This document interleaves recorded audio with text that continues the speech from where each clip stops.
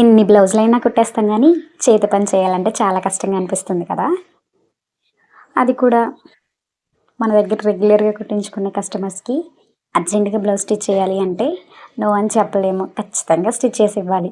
అలాంటి టైంలో ఈ వీడియో మీకు బాగా యూస్ఫుల్గా ఉంటుంది. ఉక్సుల పట్టి, కాజల పట్టి సింపుల్గా చేతితో కొట్టకుండా మిషన్తో స్టిచ్ చేయొచ్చు.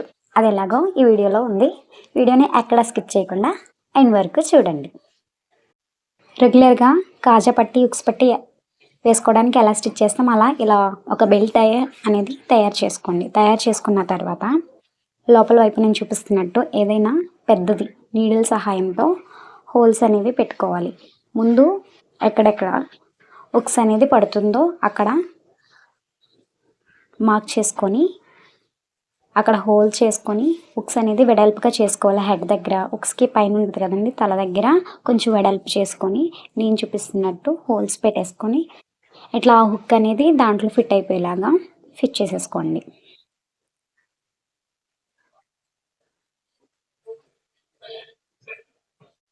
బ్లౌజ్కి లోపల వైపు ఆ హుక్స్ అనేది ఫిట్ చేయాలి. మీకు నీట్గా మళ్ళీ చూపిస్తాను.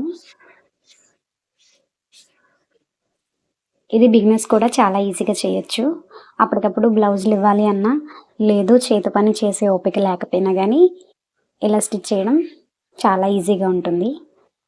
ఫస్ట్ హుక్ అయితే ఇలా ఫిట్ చేసేసాను కదా. ఇప్పుడు డాట్ చేసుకుంటున్నాను. అందరికీ తెలిసింది కదా, బిగినర్స్ కొంతమంది తెలియదు కాబట్టి చూపిస్తున్నాను.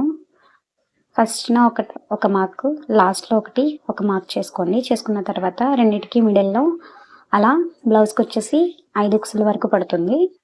ఇలా మార్క్ చేసేసుకొని నీడిల్ హెల్ప్తో ఇట్లా ఉక్స్ అన్ని ఫిట్ చేసేసుకోండి. ఫిట్ చేసుకున్న తర్వాత చూపిస్తున్నాను కదా, ఇట్లా లోపలికి ఫోల్డ్ చేయడమే. ఫోల్డ్ చేసేసి టాప్ స్టిచ్ అనేది వేయాలి. ఆ స్టిచ్ అనేది ఎలా వేసుకోవాలని చూపిస్తాను. స్టార్టింగ్లో ఉక్స్కి కొంచెం రఫ్ తీయాలి. ఇలా రఫ్ చేసేసి హుక్స్ అనేది బయటికి రాకుండా లాక్ చేయడమేనండి, ఏం కాదు. సింపుల్గా అటు సైడ్ ఇటు సైడ్ లాక్ చేసినట్టుగా స్టిచ్ చేయడమే. వీడియోని ఎక్కడ స్కిప్ చేయకుండా చూస్తే మీకు అర్థమవుతుంది.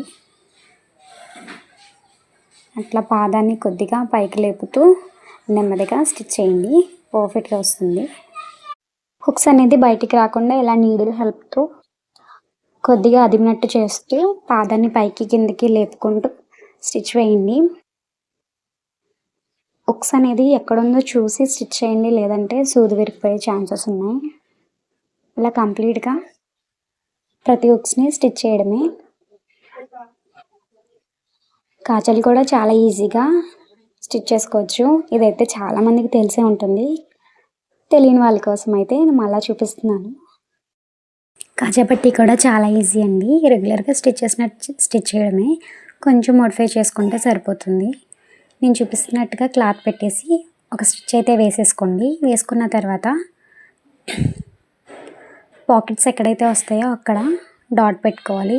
5 పాకెట్స్కి డాట్ పెట్టేసుకొని నేను చూపిస్తున్నట్టు ఫోల్డ్ చేసేసి స్టార్టింగ్లో కొద్దిగా రఫ్ తీసుకొని పాకెట్ షేప్ వచ్చేలాగా ట్రయాంగిల్లో పాకెట్స్ ఇస్తూ ఇలా స్టిచ్ చేసుకోవడమే.